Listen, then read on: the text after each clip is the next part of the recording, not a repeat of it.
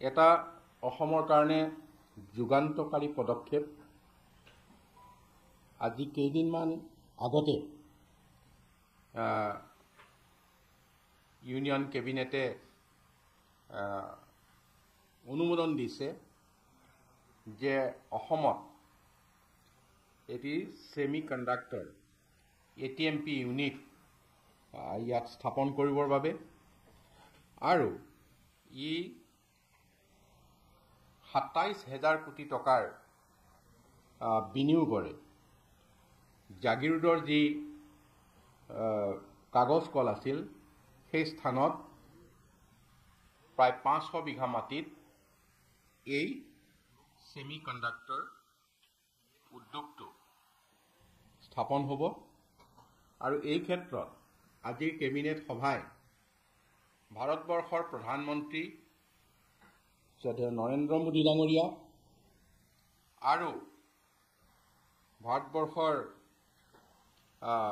IT minister Ashwini বৈষ্ণৱ আৰু Tata সঞ্চৰ chairman N Chandrasekaran আমি অসম চৰকাৰৰ কেবিনেটত তেখেতসকলক ধন্যবাদ আৰু অভিনন্দন জনাই আজি প্ৰস্তাৱ গ্ৰহণ কৰা হৈছে।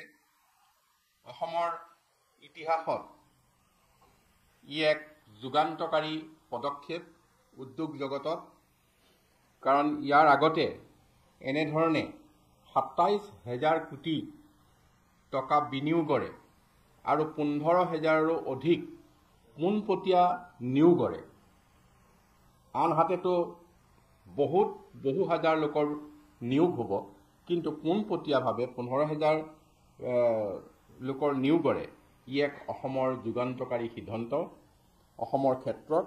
গতিকে আমি প্ৰধানমন্ত্ৰী শ্ৰদ্ধেয় নৰেন্দ্ৰ মোদী ডাঙৰীয়াক আমি ইয়াৰ কাৰণে কৃতজ্ঞতা আৰু ধন্যবাদ জ্ঞাপন কৰিছোঁ।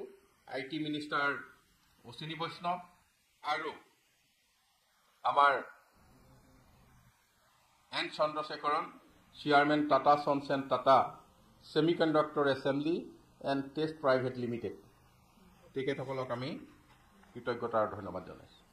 ইয়াৰ উপৰিও আজি আমি আন 4টা উদ্যোগক অসমত ইনভেষ্ট কৰি বিনিয়োগ কৰিবলৈ আগবাঢ়ি আহিছে আৰু তেওঁলোকক আজিৰ কেবিনেটে অনুমোদন জনাইছে।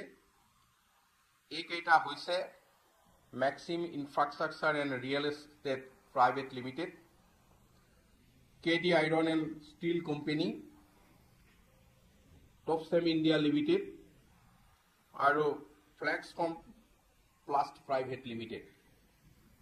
এই আটাইকেইটা কোম্পানী মিলি ১,৬১২ কোটি টকা তেখেতসকলে ইয়াত বিনিয়োগ কৰিব আৰু ইয়াৰ পৰা পোনপটীয়া নিয়োগ হ'ব ৪,১২৫ গৰাকী লোকৰ।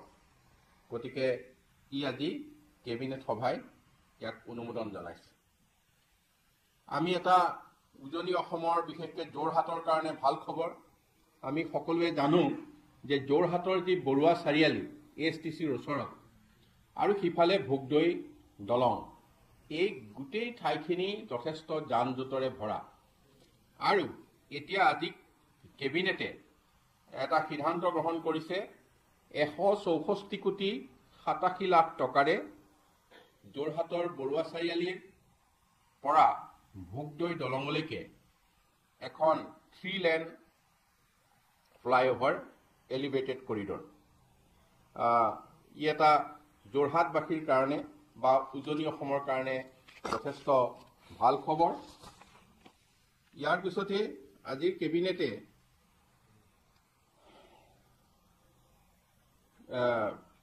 আমাৰ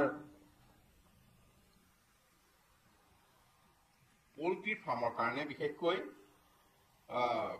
policy for commercialisation of poultry sector in Assam 2024, এই পলিচিটো আজি কেবিনেটে পাছ কৰিছে। ইয়াৰ দ্বাৰা যিসকলে পোল্ট্ৰি সেক্টৰত ইনভেষ্ট কৰিবলৈ আগবাঢ়ি আহিব তেখেতসকলক আমি কেপিটেল সাবসিডি 5 crores আৰু overall subsidy up to 10 crores দিবৰ কাৰণে আজি কেবিনেটে সিদ্ধান্ত লৈছে আৰু এই সিদ্ধান্তৰ জৰিয়তে মাননীয় মুখ্যমন্ত্ৰী ডাঙৰীয়াই যি বিশেষকৈ পশুধনৰ ক্ষেত্ৰত বা পোল্ট্ৰিৰ ক্ষেত্ৰত কৈ আছিল যে আমি স্বাৱলম্বী হ'ব লাগিব, ইয়াৰ উৎপাদন অসমতে হ'ব লাগিব, এই ক্ষেত্ৰখনত যথেষ্ট অৰিহণা আগবঢ়াব বুলি ভাবিছোঁ। আৰু এই ক্ষেত্ৰত কেইবাটাও তেনে ইণ্ডাষ্ট্ৰি ব্যৱসায়ী আগবাঢ়ি আহিছে।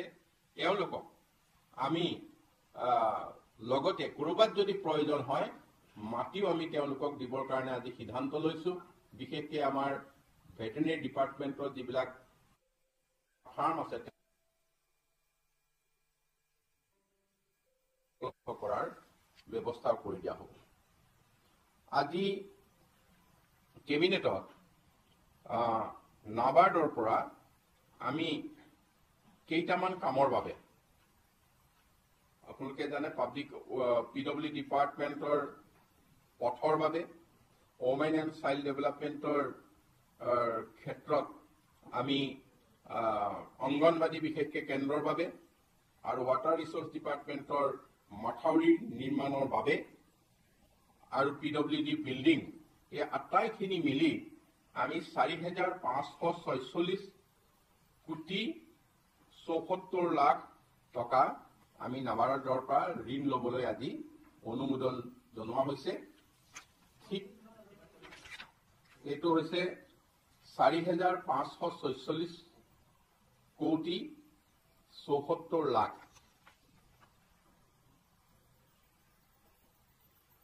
আজি আমি যিসকল পাব্লিক প্ৰজিকিউটৰ আমাৰ ইয়াৰ জুডিচিয়েল ডিপাৰ্টমেণ্টৰ পৰা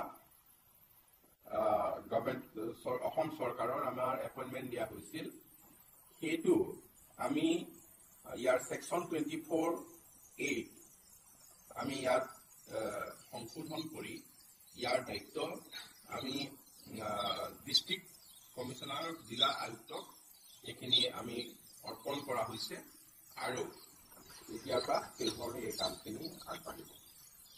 আমাৰ ইতিমধ্যে আপোনালোকে জানে পঞ্চায়তসমূহ তেখেতসকলৰ কাৰ্যকাল সমাপ্ত হোৱাৰ কাৰণে পঞ্চায়তৰ কাৰ্যকাল শেষ হৈছে আৰু পুনৰ নিৰ্বাচন নোহোৱালৈকে, পঞ্চায়ত নিৰ্বাচন নোহোৱালৈকে জিলা পৰিষদত জিলা আয়ুক্তক চেয়াৰমেন হিচাপে, আঞ্চলিক পঞ্চায়তত হয় চিফ এক্সিকিউটিভ অফিচাৰ, নহয় ADC, নহয় চাৰ্কল অফিচাৰ, এইসকলৰ ভিতৰত আৰু গাঁও পঞ্চায়তত BDO সকলক চেয়াৰমেন হিচাপে দায়িত্ব দি এই পঞ্চায়তসমূহৰ কাম কাজ চলাই যোৱা হ'ব আৰু তেখেতসকলে নিজৰ যি দায়িত্ব তাৰ অতিৰিক্ত দায়িত্ব হিচাপে দায়িত্ব পালন কৰিব আৰু পঞ্চায়ত 1994 মতে এই কামখিনি আমি সিদ্ধান্ত লৈছোঁ। এই বিষয়টোত সিদ্ধান্ত গ্ৰহণ কৰিছোঁ। আমি আৰু এটা সিদ্ধান্ত আপোনালোকক অৱগত কৰিবলৈ বিচাৰিছোঁ যে ৰাজ্য পাব্লিক চাৰ্ভিচ এক্ট 2012 ইয়াত আমি কিছু সংশোধনী আনিবলৈ বিচাৰিছোঁ। যিহেতু এতিয়া এছেম্বলি নাই, সেইটো অৰ্ডিনেন্স হিচাপে এইটো আহিব, সংশোধনী আহিব। ইয়াত আমি এই সংশোধনীৰ দ্বাৰা ৰেছপন্সিবিলিটি বিলাক আৰু অতি বেছি অতি এতিয়াতকৈ বেছিকে আমি ফিক্স কৰিবলৈ বিচাৰিছোঁ আমাৰ যিবিলাক পাব্লিক চাৰ্ভিচ। গতিকে এই RTPS যি এক্ট এইখন আমি সেইধৰণে right to public service act আমি এইধৰণে সংশোধনী আনি দায়িত্ব আমি বেছিকৈ বৃদ্ধি কৰিবলৈ যাতে পাব্লিকে চাৰ্ভিচটো খুব ভাল ধৰণৰ পায়, সেই উদ্দেশ্যে এইখিনি কাম আগবঢ়ায়। গতিকে আমাৰ আটাইকেইটা যিটো গুৰুত্বপূৰ্ণ সিদ্ধান্ত বিধানসভাৰ এটা দিবাসকৰী সিদ্ধান্ত 27,000 কোটি টকাৰে যি আমি চেমি কণ্ডাক্টৰ ইউনিট ইয়াত স্থাপন হোৱা জানুৱাৰীত তাৰ কাৰণে পুনৰবাৰ আমি প্ৰধানমন্ত্ৰী নৰেন্দ্ৰ মোদী ডাঙৰীয়াক চাপা অঞ্চল চেয়াৰমেন চন্দ্ৰশেখৰ ডাঙৰীয়া আৰু মেডিকেল মিনিষ্টাৰ IT অশ্বিনী আমাৰ ডাঙৰীয়াক আমি ধন্যবাদ আৰু কৃতজ্ঞতা জনাইছোঁ।